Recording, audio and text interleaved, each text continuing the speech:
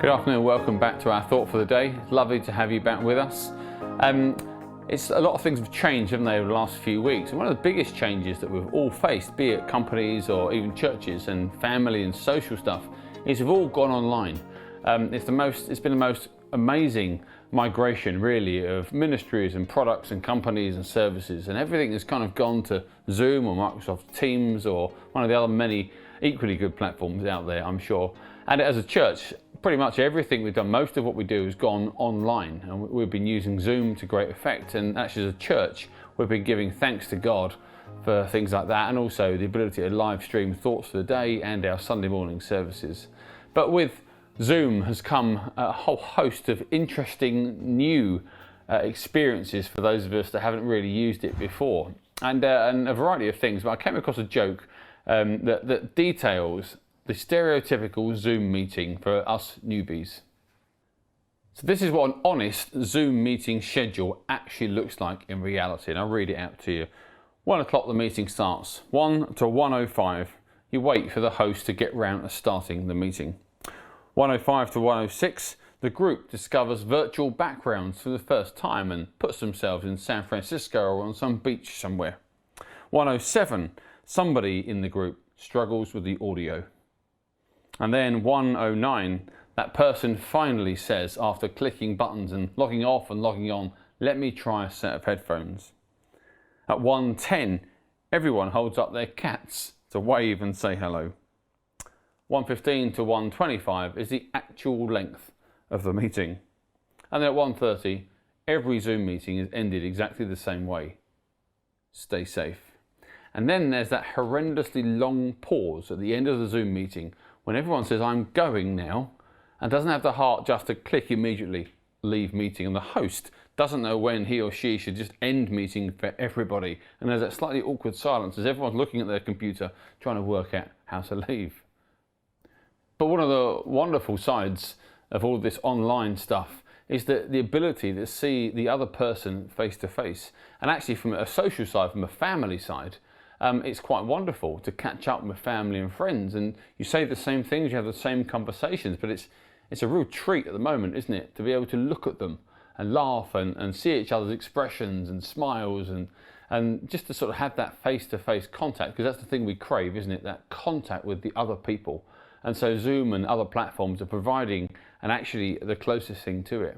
And as I think about that dynamic of how precious it's becoming to see family and friends face-to-face, I was reminded this morning of how that dynamic has a kind of a biblical side to it, a salvation aspect to it.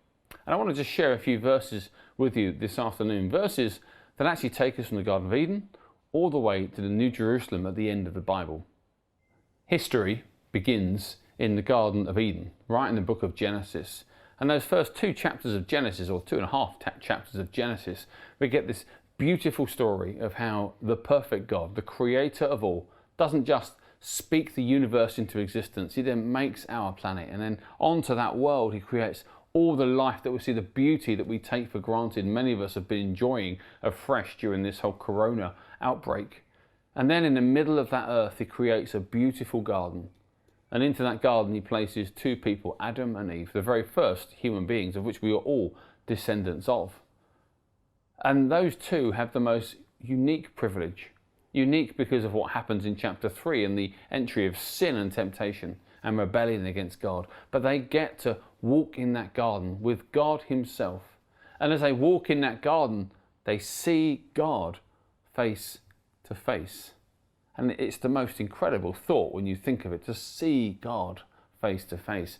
And yet in chapter 3, when they disobey God and listen to the serpent and they take the fruit and they disobey God, everything falls apart. And we're put out of that perfect garden. And now the world is broken, the world is fallen. That's why things happen that are bad.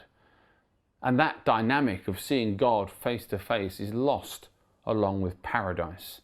And so humanity is now at a distance from its creator, in a broken relationship with God, and actually we no longer get to do what we're created for, which is be in that intimate friendship, to see God face to face. But yet we get these glimmers of hope as we go through the Old Testament. In Genesis chapter 32 and verse 30, Jacob wrestles with the Lord, and he calls the place Peniel, saying, "It is because I saw God face to face, and yet my life was spared." And as we go through the history of salvation, we get to that chapter in chapter 32 of Genesis, and we get this hint that it's still possible for someone to have that closeness with God, to see him face to face and yet live. Further still, as we go through the book of Exodus, we see again that Moses saw God face to face, we're told. He walked into the tent of the meeting and he spoke to God face to face, unlike anyone else. It's the most amazing thing. And we get this other sort of milestone, the road of salvation. Another person gets to do what Adam and Eve did, and we've not done since: see God face to face. And after Exodus 33 verse 11 and that wonderful description of Moses talking with God as like a friend face to face, we begin to wonder as the pages of the Old Testament turn. A tribe becomes a nation becomes ungodly and goes into exile, and things go from bad to worse. We begin to wonder, will anybody else again ever see God face to face? And yet then the most wonderful thing happens at that first Christmas. The book of Matthew and the book of Luke tell of the incarnation, how God became flesh. God became flesh and became one of us, fully man and fully God. Jesus the Christ, we're told, is the image of the invisible God. He himself told his disciples that if you've seen me, you've seen the Father.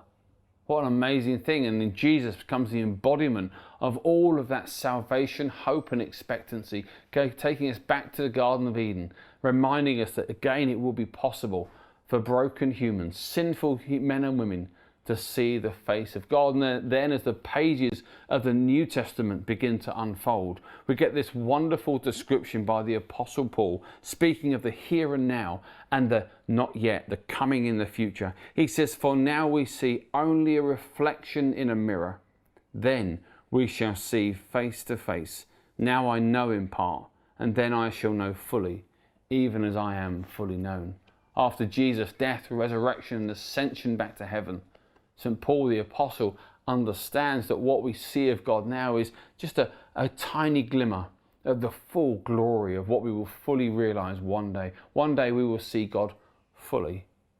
And so as the pages of the New Testament come towards that final book, the book of Revelation, we are given this most wonderful promise. Titled Eden Restored, chapter 22 of Revelation almost ends the entire Bible with this verse, verse 4, where it talks of God's servants in the New Jerusalem, that they will see his face and his name will be on their foreheads. How wonderful. Isn't it interesting that during this whole isolation and lockdown, actually what we crave, we've been able to achieve via things like Zoom, to see our families face to face, but it's not right, it's not quite good enough, and we long to be back in the same room to see that intimacy again with those that we love. And that really just picks up the salvation expectancy we all have in our hearts, that we once saw God face to face, and because of sin we have lived away from him, and one day through faith in Christ we will see him face to face again. How wonderful is that? Something to look forward to. God bless you, and we'll see you tomorrow.